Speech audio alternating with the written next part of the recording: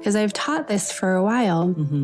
The power of forgiveness, because so many people that have had so many horrific things done to them, they're like, no, I can't forgive that person. And I'm like, okay, let's talk about this for a minute. You're thinking that to forgive someone, you're saying, oh, it's okay. It's okay what you did to me. Like that was okay. No, that's not what it's about. Forgiveness is about love. Forgiveness is loving yourself enough to let go of emotions that are actually keeping you from feeling love.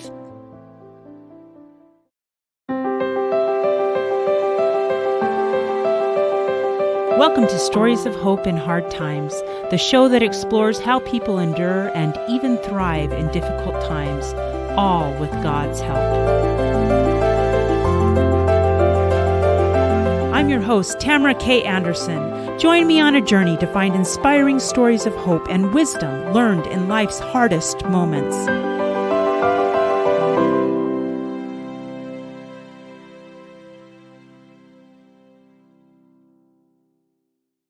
Today's guest is a joy-filled, passionate woman. She is the mother of 4 amazing children who she is raising to be happy and responsible people. She is a speaker, mentor, author, and facilitator of healing. She continues to build her healing and coaching practice, Pure Essence Healing LLC, and she uses her gifts to facilitate powerful healing and awakening on many levels for individuals. She works with people striving to heal from the effects of trauma and abuse, and also those who are trying to create a healthier life path. She also works with parents and families to create greater joy and connection within the family structure. The reason she does this is because she herself is an overcomer of the effects of childhood sexual abuse, molestation, teenage rape, and domestic violence.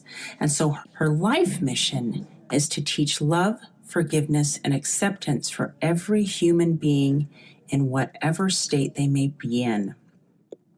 She is most proud of her family's living in Africa for 1 year and loving and serving the people there. And she's going to tell us about that a little bit later in the podcast. She is a lover of truth and continually encourages her students and audiences to find the truth within and align their lives with it and become creators of their lives and live their truth. She has let go of being a victim and stands strong in encouraging other women to take their lives back, change their story, and create the life they want by taking 100% responsibility for their lives. And she has learned to do this personally, and she strives to do it daily. So I am pleased to present Aleesha Lee McMurdo, formerly known as Jen Alexander McMurdo. Aleesha, are you ready to share your story of hope? I'm so ready. Awesome. Thank you for being on the show today. Thank you. So first, let's just dive into, you recently changed your name. Tell me a little bit about that really quick. Okay, this is definitely a God thing. So, well, you may as well tell it as a God thing then. Anybody that knows me, they'll be like, "Yep, that's Aleesha." So, about when I was about 23 years ago, I believe when I was 18, actually, I started having the memories of the sexual abuse. I was in a safe place. I was out of my home. And I started having memories come back to me, visions of what had been done. Right. And I had some really beautiful people around me that were supporting me and helping me through that. And one particular was a woman. We'd become really good friends. She had just gotten out of an abusive marriage, actually. But we began to just study and learn and do some healing, to help each other. And we actually had some really spiritual experiences together. We kind of had a feeling of like we had known each other before this life, that God had brought us together to help each other during this time, to help each other heal. And one night we just had this experience where we were studying about faith. And we felt a number of presence in the room of spirits and came to really understand that they were angels. And they were there and they were ministering to us. And I heard them say, we want to give you the name that you had before you came here, so that you have an anchor, something to hold on to know who you really are as you go through this experience in your life. And they said, your name is Aleesha. Oh, there you go. And so it hasn't been till this point, maybe one or two people that I have shared that. But the thing is that I have heard that name from that day. So people will say Jen, but I hear in my mind continually Aleesha. And so it's really a beautiful, moment right now in my life where I'm at this place that I'm coming into full authenticity, just alignment in every area. And, God just felt him speak to me a few months ago and just be like, no, it's time. You need to share, have people call you by your name. And I was really nervous because that's been my connection, to him and to my divine self. Mm-hmm. And it's been a very personal, experience. And so it made me a little nervous to put that in the hands of other humans, because we're all human and we don't mean to be unkind, or we don't mean to, but to be willing to allow people to use my name. Yeah. And let go of that control. But then I realized it was an opportunity for me to really come into a place where there's no more hiding. There's no more duality. There's no more masks. There's just me. Yeah. So yeah, that's the story. Wow, that is so fantastic. Thank you for sharing that with me. You're welcome. Thanks for asking. So you have quite a story of recovery, I guess we would call it. And with so much abuse and domestic violence and rape in your past, I was wondering if maybe we could touch on how you felt, perhaps being your former self, just so that we can understand how people feel who are coming from those situations, and then maybe evolve into who you are today inside, and maybe the difference in how you feel about yourself and how you feel about others and stuff like that. Yeah, absolutely. I love that you asked the question, because it's a really conscious question. And it allows me to focus on the process, because it's not the events that happen to us in our lives, because we tend to be able to overcome the events, right, the experiences. It's the beliefs that we form about ourselves. It's the emotions that it creates inside of us. Yes. That stays with us, that seem to be the most difficult things to heal from. Yes. And some never do, you know, but that's just their journey, and that's okay. But my desire is to help people heal. So formally, how I lived my life as I see it, it felt like two different lives. I would put on a face in public, or when I went to any social event or any religious event, or, and I'm a happy person, but just kind of felt like, I would fall into just putting on this persona of being okay and being loving and, and just being out there, which was a part of who I was. But on the inside, I always felt there was something wrong with me. I felt like I was never good enough. I was anxious so much of the time. I just would feel nervous. And I dealt with depression for 15 years. Wow. Yeah. And, hiding that, and I tried to take my life twice.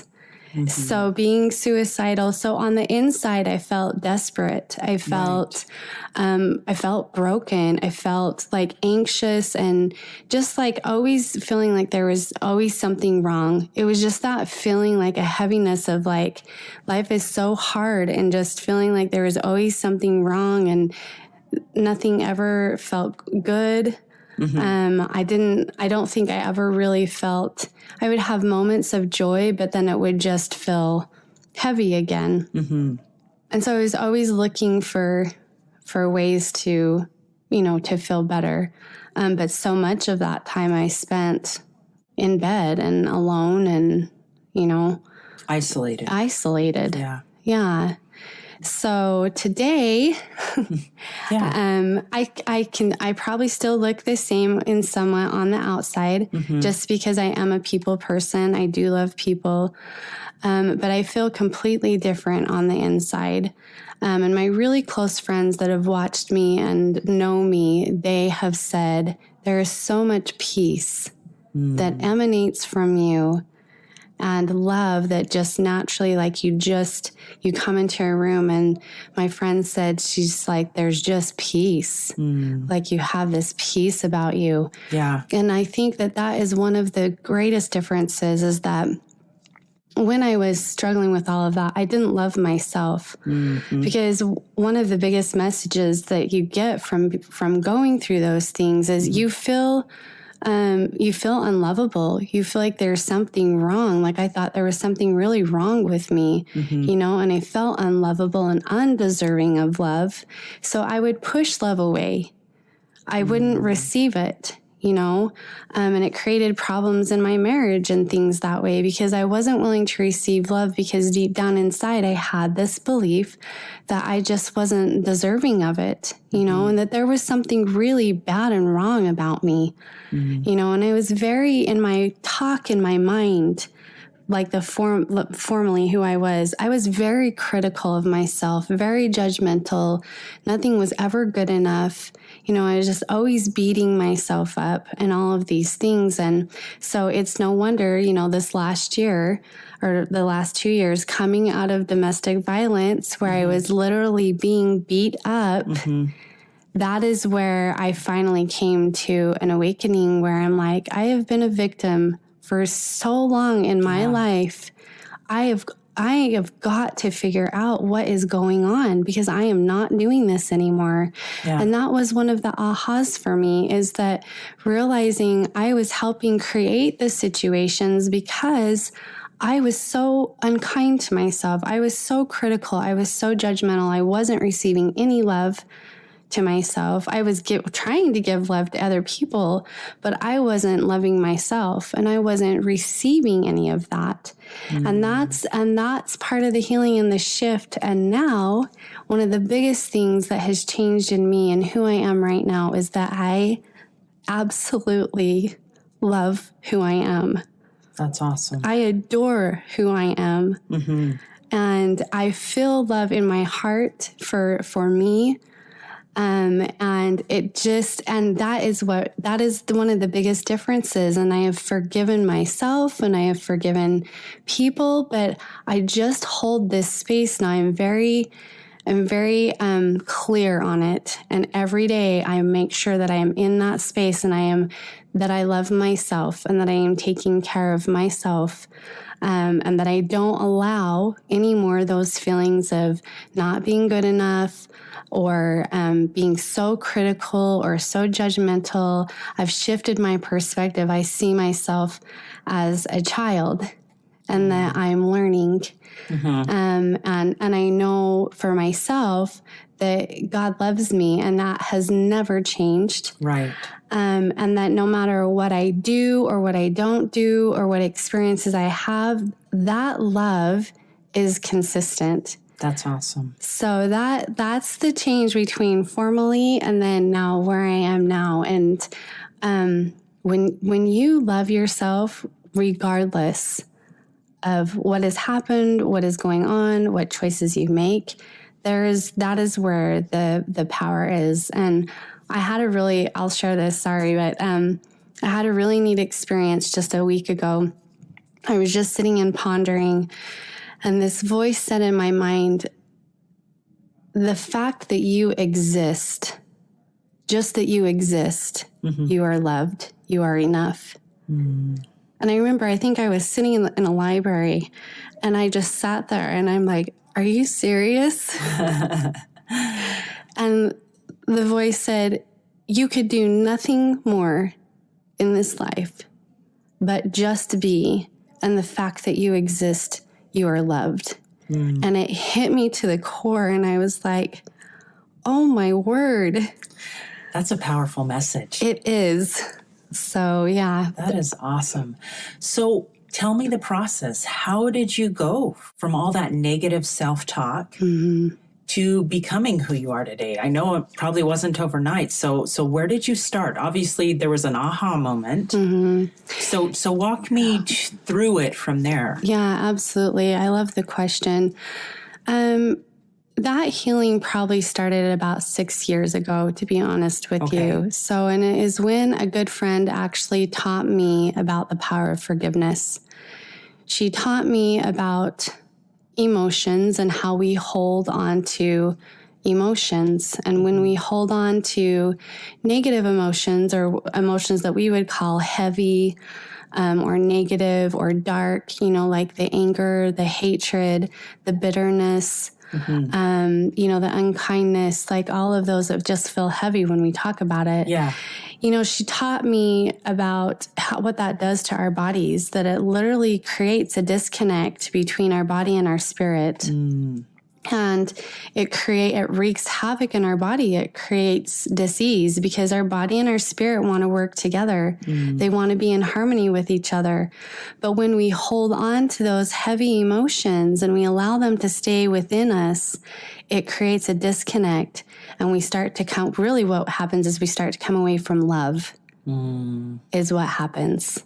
Interesting. And so that was the beginning of me starting to learn. And she taught me the way to let go of those heavy emotions was through forgiveness. And she taught me how to forgive and the power of that. And I started using that tool of forgiveness in my life. Give me an example of that. Like, what did you say? I choose to forgive, or what did that look like for you? It is actually. So what I would do is I would wake up in the morning and I could tell, you can just feel when you don't feel good, you know? And so I would acknowledge those emotions and I actually would ask in prayer, can you help me understand like what this emotion is attached to? Like, am I angry at somebody? What is it attached to, Or I would even, sometimes I would just sit really quiet and ask myself, like, what am I angry about? What am I hurting about?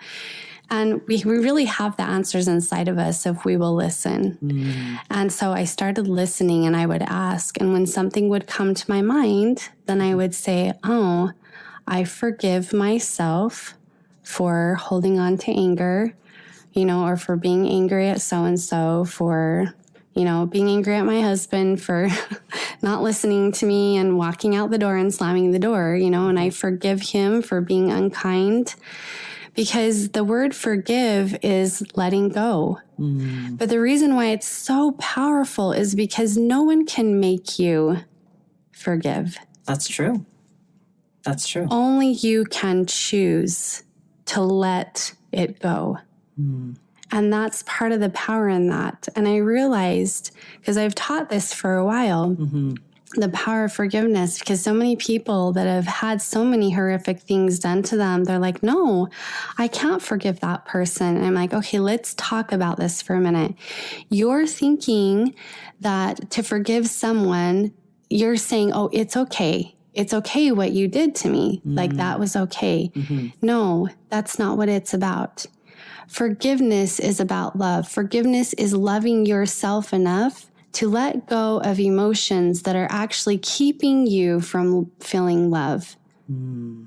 It's one of the greatest acts of love for you. And yes, does it extend to other people? Yes, if they're willing to take it, but that's not what forgiveness is for. It's an act of love for yourself, to be able to let go of emotions and things that are keeping you from having love in your life. And so that's the process I started about, 6 years ago, and starting to just dig deep and start to forgive myself and forgive people that had hurt me, and, and forgive my husband that had hurt me. And And that was the healing that started coming. Now, mind you, I had 20 years of counseling that were supposed to help me, get out of this mindset, because when you are abused, you come into a victim mentality, and you feel like things are always being done to you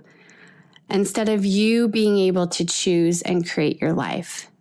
And so it feels really disempowering. And that's another, formerly, that was who I was. I thought I have no choice here. Like things are always being done to me. But now I'm like, nope, I'm the creator of my life. I choose my life. I choose my thoughts. I choose my words. I get to choose what I'm doing.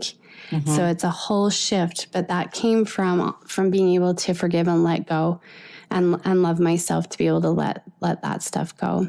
So that was the process. And that's even the process today, just this morning. Yeah. So basically, you have to really get in touch with how you're feeling inside. You can't lock those emotions away anymore. Let them out, acknowledge what they are, and then pray and ask God to help you forgive yourself and forgive others. For these feelings that you have inside or for the hurts they have inflicted on you. Yep. Yeah. And I found that we're the ones that hurt ourselves the most. Yeah, we actually. do. Yeah, I think you're right there. Yeah. Wow. That is really amazing. So tell me how this forgiveness and doing this every day for several years now, how did that help you begin to feel love again? Did you have some experiences with God that helped you begin to feel it more fully in your life? Explain more of that connection between actually forgiving and then feeling love. Yeah, I love that you're asking that. So imagine like a container that's full of rocks. Okay. And then you try to pour water in that container. Yes. How much water are you going to be able to really get into that container? Some, but not the full. Right. The full container, right? So as you start taking rocks out of that container, then how much more water can fill it? As much as the container will hold. Okay, it's the same with our bodies. It's the same with our spiritual, emotional, energetic, physical bodies. They're all connected. So the more we forgive, the more we release the energy and the emotions that are heavy, that keep us feeling low. So mind you, 15 years of depression. Yeah. That was suppressed emotion. So when I would let that go, it creates space, just like in that jar we just talked about. It creates space. And I chose to fill that space with gratitude and love. And so as I would let something go, I would literally picture like light coming in and filling those spaces, or I would literally say, now I fill that space with love and light and gratitude. And so that is what started changing but I had to be willing to let go of those things that were blocking that love. And that's really how that started, that process, is being able to let that go and then inviting that love in. And there's lots of room when you can let go of hatred and anger and bitterness. You'll find that it kind of opens you up to there's space there for love to be there. And it comes in, and I always ask God. I mean, He's my right-hand man. I mean, I have not traveled this road alone ever. In fact, it's Him that carried me through those times. It was Him that saved me actually when I tried to take my life. Yeah. So much I would ask. And even now I'm like, please just fill me with your love. Like, will you just put your love in my heart and fill me with your love, and help me to love people like you love people. And, there's always conversation between me and God through all of this. And that's been a constant for me.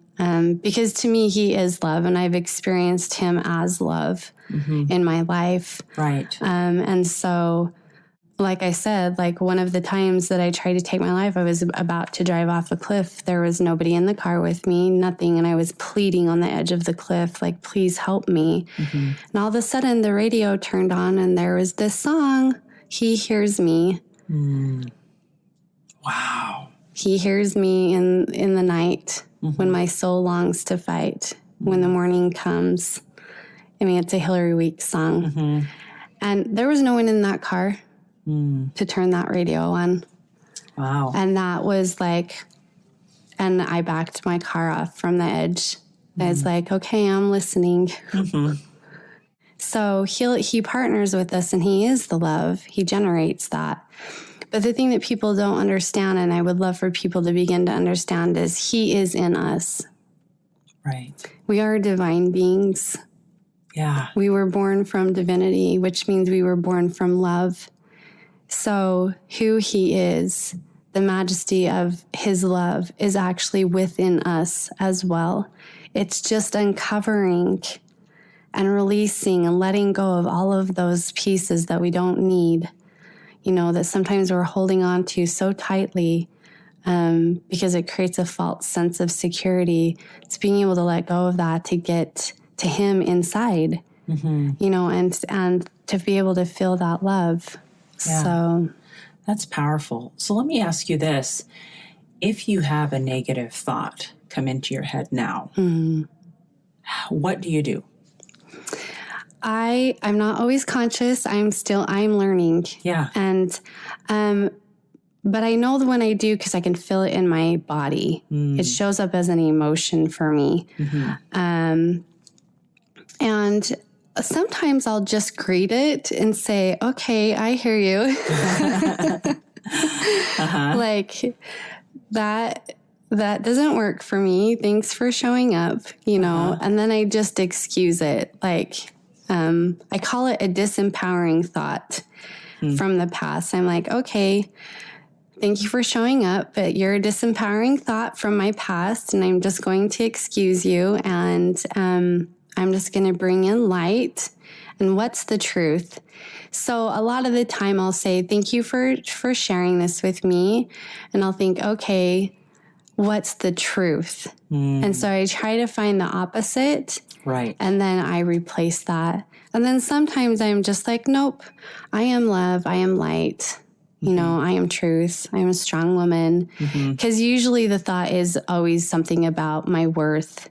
Right. Or something about me as a person, or what will so-and-so think? A lot of that. Because I was really raised to be very concerned about how things looked. Right. And that happens when you're abused, when there's abuse going on and people don't want to know. So they create this thing of, well, everything has to look perfect. Right. So you become overly concerned with how people are, like what they're thinking. Right. And that's probably one of the biggest mindsets that I'm really continually having to stay on. And I, even this morning, even coming in here, like I had a thought, well, what will so-and-so think? And I thought, darn it. And for me, I just said, I take back my authority. Like they can think what they want to, has nothing to do with this. I take back my authority. I choose how I want to feel about today. I choose who I'm going to be today. Yeah. And every time I take back, I literally do. I say, I take back my power. I take back that authority. I get to choose. And it's really powerful when you realize that no matter what is being presented to you in your mind, that you still get to choose what you're going to focus on, and you still get to choose what you're going to act on. Right. So I acknowledge it, and then I do a few things. I just get with truth, whatever truth I can pull out, I speak it and I pull it out and breathe through it. And then I'm like, okay, next. That is a really good way to approach that. And I think that's something we all deal with, the negative self-talk. And I love that you just gave us the solution to fix it. Acknowledge that you had that thought and say, no, I have worth, I am loved, I have power, I can choose. And this is not the thought I want to choose. Yeah, no. And I mean, I do a lot of affirmations. I mean, I'll tell you, I am on like my meditation. I meditate in the morning. I meditate in the afternoon. I meditate in the evening. Like I am on I just want to stay connected to my soul. And I know that my brain needs to be helped in that area. Yeah. Well, we're all still healing, right? All of us have issues. And so I think it's smart of you to realize I need this. I need to reaffirm to myself morning, noon, and night who I really am. Yep. I'm a daughter of God. I have worth. I have power. Yep. I can choose my own life. And it just those types of statements, whether you're male or female, obviously if you're male, we'll say, I am a son of God. But, those types of statements are empowering. They really are, because the negativity are lies. And they might be part truths, and they may feel like truth because they resonate from something of the past or something. But that's the thing about truth, is when you speak truth, it really just cuts through those lies. And so that's what I have found, and to speak that. Speak your truth. It also brings you into a place of being conscious and present. And something that I've learned is the presence of God, or the presence of love, is in the moment. When you can be very present and be aware, then you feel that love, because it really is all around us. And being able to use those phrases of truth helps bring us back to that present moment. And there's just so much power in that as well. That's awesome. Yeah. Oh, I love that. So, obviously you meditate every day. What other things do you do to connect yourself with God, to keep that love consistently flowing and filling those gaps inside of you? There's a few things. Nature is a big piece of that for me. And it's because I've come to understand that the essence of who He is in every living thing. And so when we can connect with water, with nature, we actually connect to a piece of Him, and we connect to a piece of our soul. And so that is a big way for me right now that helps me to stay connected and to stay peaceful. And peace is a really important part of that, of being able to move through this life. Also, I just love people. So for me, like having conversation with people, serving in the ways that I love to serve, that really for me brings that love, and it flows through me. Speaking, like this, writing, expressing the things that are so deep inside of me and my soul, that actually keeps me in love quite often, and I can feel that flow, because that is the way that I express love, is by teaching and speaking and sharing, and helping people maybe see something in themselves that they aren't seeing. That's one of the biggest ways that I keep love in my life, is by extending love, out. Not holding myself in, but really just getting out there and connecting with people and sharing and just loving them. And I had an experience. I've been in LA, and there was a homeless woman. I'd been asking God, I really want to just start to connect with more people. And here's this beautiful homeless woman at this gas station, and I'm like, I want to go and talk to her, and just had this beautiful conversation with her about God and about where she was in her life. And it was beautiful. And just put my arm around her, and I'm just like, I love you. You're amazing. Like, you are so strong, because she's been through so much, and now she's living on the street. And, and she just looked at me, and she just was like, I love you. She's like, you are the real deal. And so that's a way that I just connecting with people, that's a way that I keep that love flowing too, because it gets me outside of myself. It gets me out of my head, and into my heart. Yeah. So, That's interesting. I've also found that when I have the chance to serve and help others, I think God helps us find more of ourselves when we serve and love and give. And I don't know exactly how that process works 100%, but I think there's a scripture about it, but it says something like, whosoever shall lose his life will gain for it, my sake will gain it. And so I think there's some truth there. And you find yourself as you love and serve others. You do. And I think it also, I want to speak to this because for the longest, I've served others all my life. It is just the soul and essence of who I am. Right. And I know that. But it's different this time because I've learned to love myself. And that's something that has been a really big shift. Because they're serving because you feel like, okay, well, I'll do this and maybe I'll get a blessing, or this is what I'm supposed to do. And then there's serving that comes from the heart where you're like, I want to help that person. I want to talk to that person because you have that love inside of you. And so I think learning to love yourself and really appreciate who you are as a being, as a person. And you asked me, like, how do you bring that love in? I actually spend a lot of time with myself.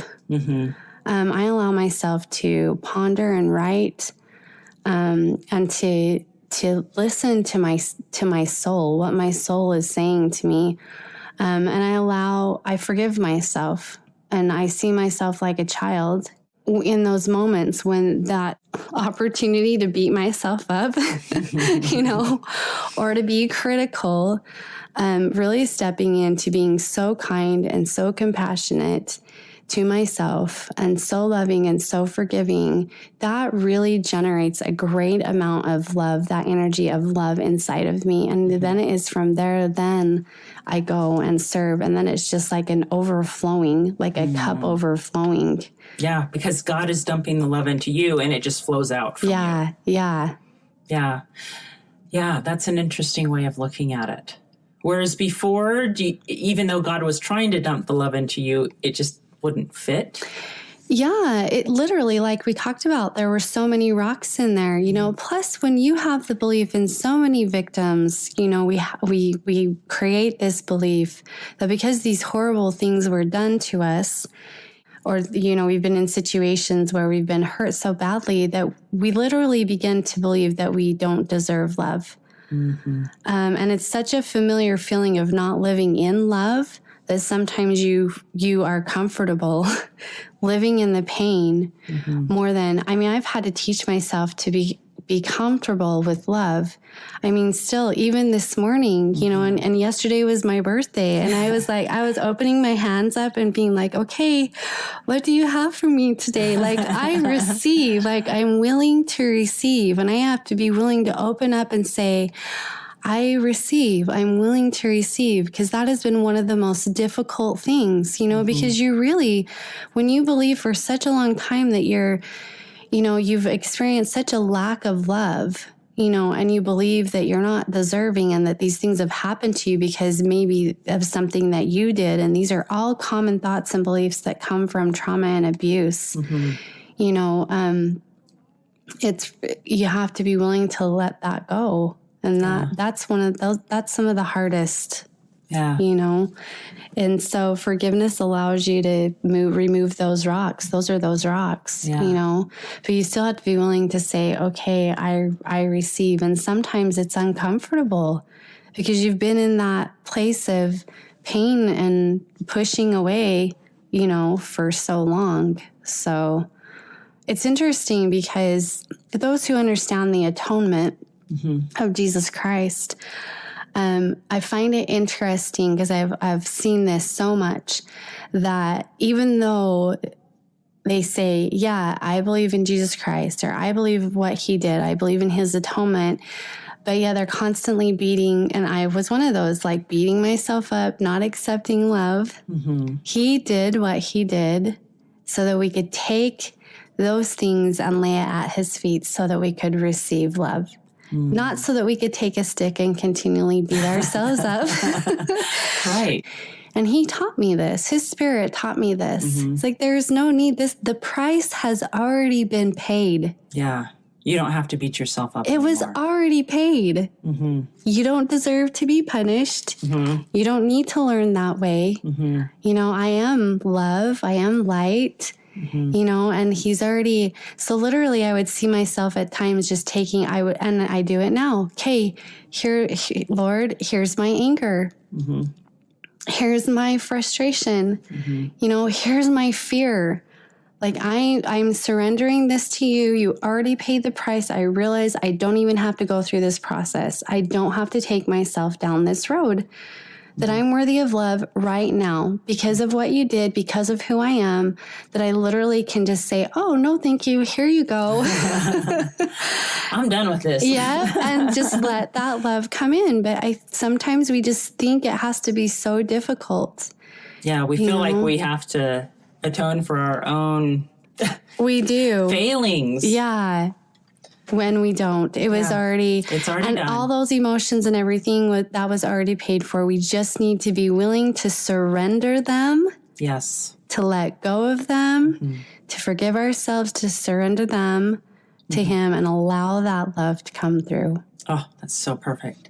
Wow. Thank you, Aleesha. We're going to take a quick break. And when we come back, will you tell us about Africa? I would love to. All right. Thank you. Thanks. How many of you out there feel like your life is chaotic, crazy, and completely awful compared to the norm? What if I were to tell you that you are normal for you? I am so excited to announce that my book, Normal for Me by Tamara K. Anderson, is now available for purchase on Amazon. This book took me 10 years to write, and I share 20 years worth of lessons learned in my life detours, including being in a car accident and having 2 of my children diagnosed on the autism spectrum. In this book, I share the secrets of how I made it from despair to peace with God's help. I also include a bonus diagnosis survival guide at the very end of my Normal for Me book. The Diagnosis Survival Guide includes 12 tips to survive and thrive in tough times. Wouldn't you like to know what those are? So what are you waiting for? Grab your copy of Normal for Me today on Amazon. And we're back. Today I'm interviewing Aleesha Lee McMurdo, and she's going to tell us about going to Africa and the impact that had on her and her ability to teach others this powerful lesson of love and forgiveness. So take us to Africa, Aleesha. Okay. You know, when you ask me a question, I don't just give a short answer. That's okay. That's why you had me on a podcast. That's exactly why you're here. I don't want a short answer. I want you to tell me the story. Okay. So I think it was May of 2016. I went on my first expedition to Kenya with 100 humanitarians, Heidi Totten. I knew getting ready for that trip that it was something big, that it was something big for me, because there was a lot of opposition. Humanitarian work was something that was huge for me. We had just gone, my former husband and I had actually just gone to Nicaragua January of that year to do humanitarian work. And anyways, before we had married, we talked about doing that with our family because we both had that heart. And so when I got ready to go to Kenya, there were so many miracles, and I just felt like the people that we were going to, that there was something there for me to do. And Heidi felt that too. She's like, I feel like this one area, she's like, we've never gone to it before. It was called Bomet. She's like, but I really feel like we're meant to go there. And she's like, Jen, I just feel like this is yours. Like, this is your area. Like, there's something there. And I said, I have felt the same thing. And that was before we even. So we go on this expedition. Sure enough, you know, we're there. We're walking down these dirt roads, visiting these people in their mud huts, and seeing the state of some of these families. And assessing their needs. And 100 Humanitarians empowers. So we see what they're already doing in their community, and then we say, what can we do to support you? Right. So we teach them how to fish.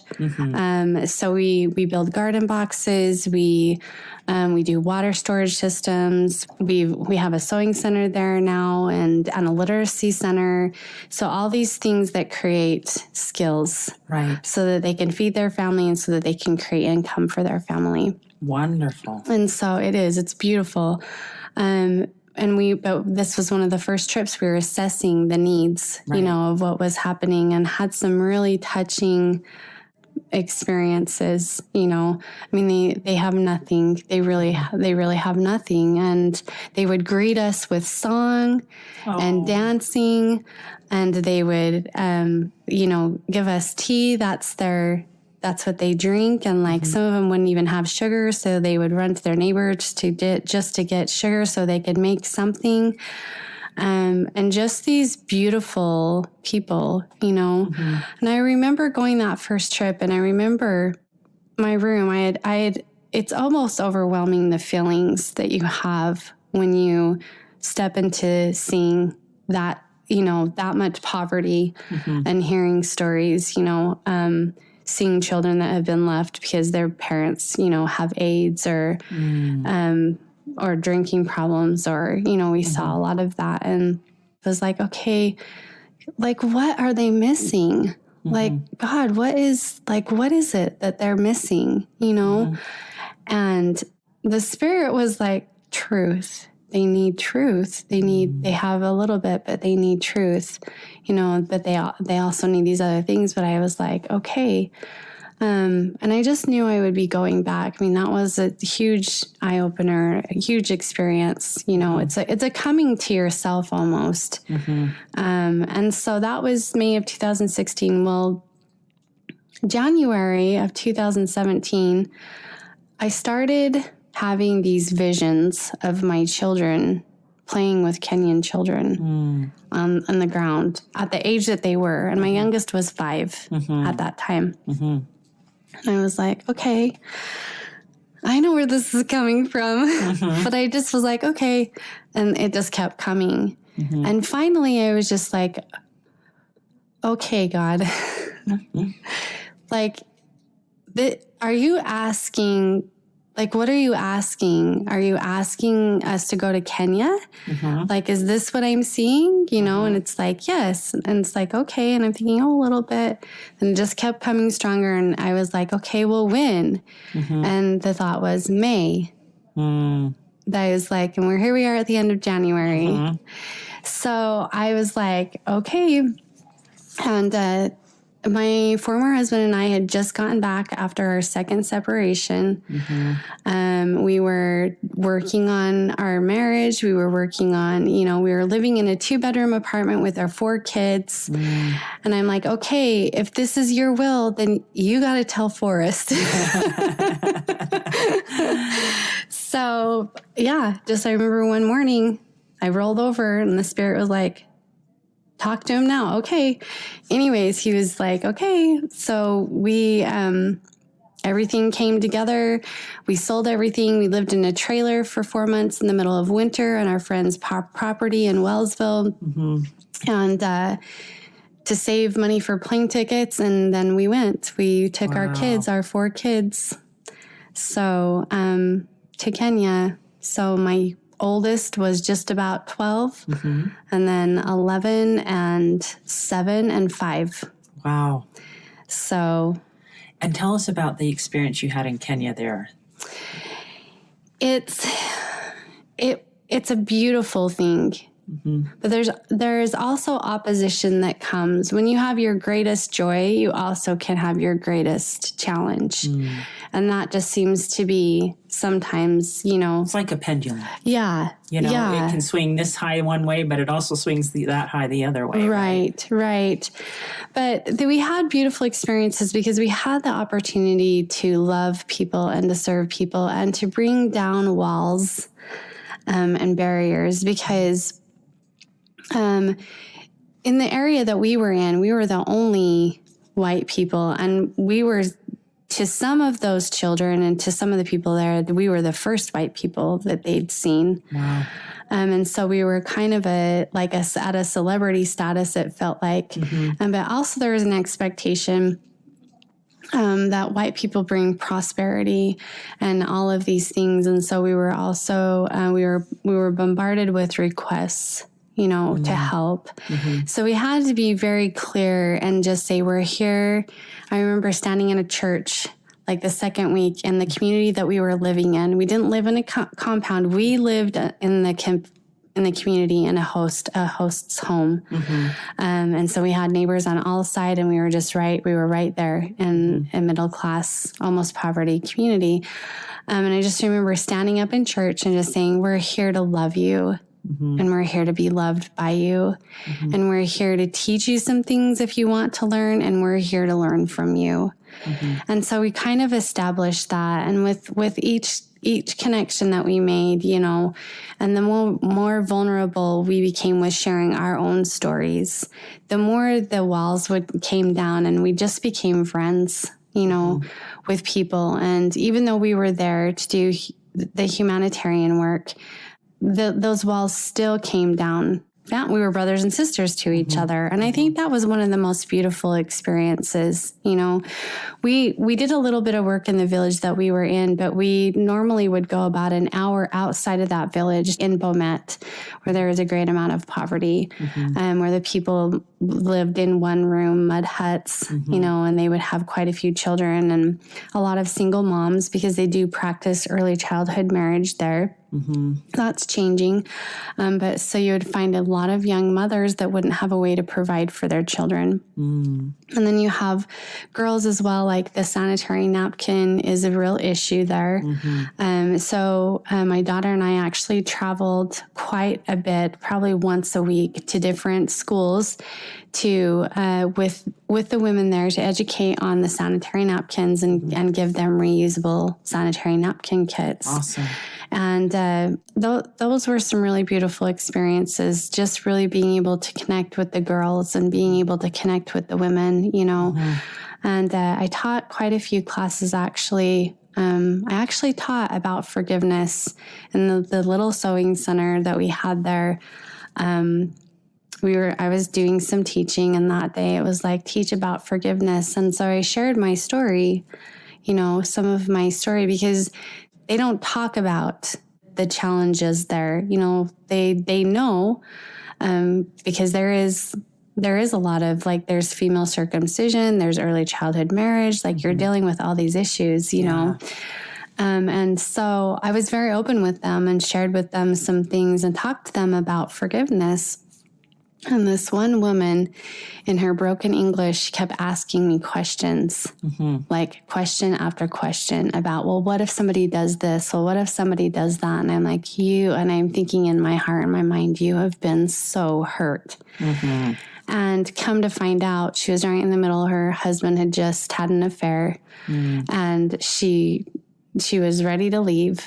And so we became really good friends and began to talk, and she was able to forgive and work through and come back together with her husband, And so just these beautiful experiences of being able to connect with people and watching my children just learn to be in a different culture and play with children that didn't even have the same language, but they would play and they would love one another. And,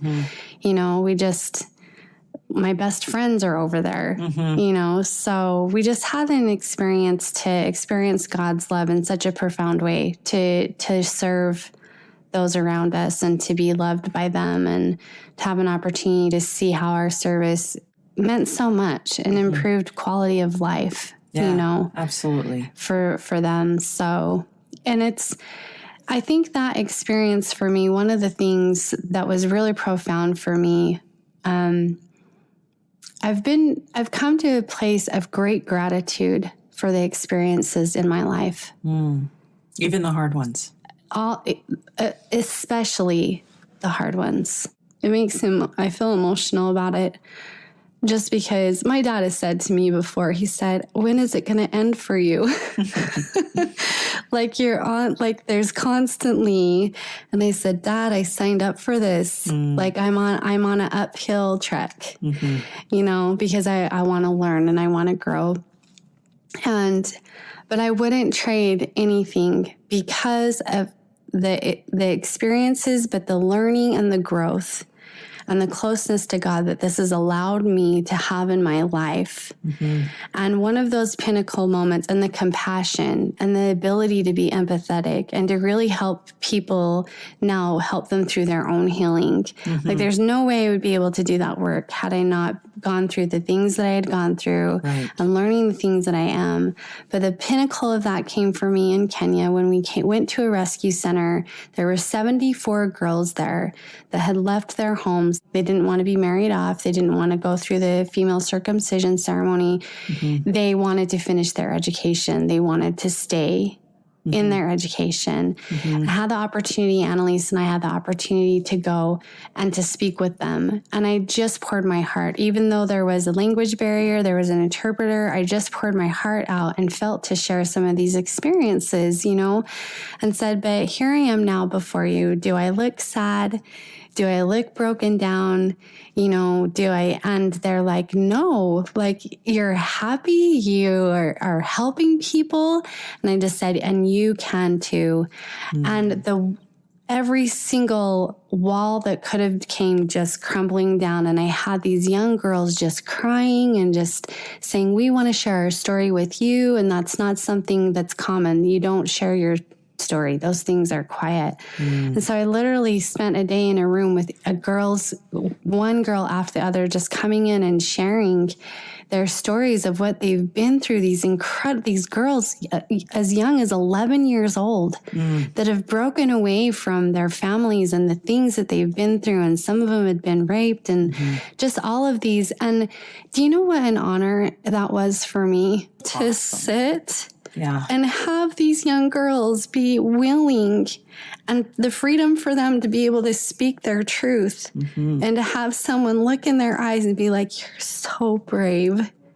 I hear you. I see you. I love you. Like you've got this, like you can do this.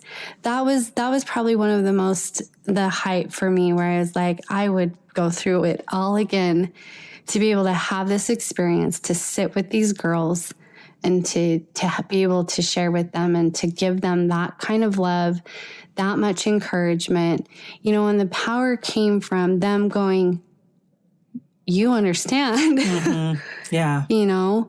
So they knew that you had been in a similar thing, and it showed that you could love them purely and that they could see that experience either as being a victim the rest of their lives, or they can see it as, I'm going to someday be like her. I'm going to teach others that you don't have to let the past define you. That you can be filled with love and you can teach others to forgive and to love and then to share that love. God's love, right? Exactly. And to be able to say, you get to choose. You get to choose. Like you get to choose your path. You get to choose who you're going to be. You get to choose what you're going to do. Like nothing's been defined for you. You know, to be able to share that message that just because this has happened doesn't mean it defines you.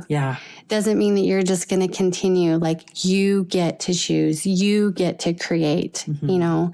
And I think that's the most powerful message. And that's the most powerful thing really that has helped me. You know, back at the beginning of this, you asked like, who are you then? And now who are you now? And that's one of the most powerful principles that has come to me, that is like, nothing defines me. I get to choose. And everything that I've been through that has nothing to do with the worth of my soul. The worth of my soul stays the same always. And I just get to choose what I'm going to do with these experiences. What am I going to choose now? What am I going to create now? And it's extremely powerful when you realize you get to choose. No, that's powerful. Oh, this is so awesome. So tell me, along this road, have you found some favorite scriptures that have become meaningful to you? Yeah, of course. And it's Philippians 4:13. I can do all things through Christ who strengtheneth me. We are soul sisters. That's my mantra too. Yeah. Yeah. And that was given to me. I remember I was in Provo going to school, sitting on the banks, reading my scriptures. And that was like, it just hit me. And That's your verse. And that has been through everything, because by myself, not so much. Yeah. Amen. But with his love and his encouragement and understanding how much he loves me, there's nothing, honestly, that's how I've been able to get through and be able to do the things. It's because of his love. That is awesome. Yeah, and his grace. Yeah. Perfect. Oh, I love that. What books have you read that have made a difference in your life? I love to read, so it's so hard when you're like, I'm like, can I give you 25? I'm gonna put it down to 2. So, Feelings Buried Alive Never Die by Carol Truman. Mm-hmm. That has been a foundational book for me, and I still carry it with me. It's what helped me to start to understand about the emotional and the energetic body and all of that. Mm-hmm. And I use so much of that to help heal myself. Right. But also to help others. And then, The Peace Giver, and I can't remember the author of that. I think it's James Farrell, because I've read that one before and it's fantastic. It is, and it is about forgiveness. That's awesome. Yeah. And is there one more that you wanted to share? It's not a book, but it's music. Oh, hey, we love music. Oh my gosh. Share music. Music speaks to my soul. Mm-hmm. And it's one of the ways that God talks to me. Sometimes I'll wake up in the morning and there will be a phrase from a song in my head. Love it. And I'll be like, okay, thank you. I really appreciate that clue. Or even, of encouragement, or just like, but I love Lauren Daigle. Mm-hmm.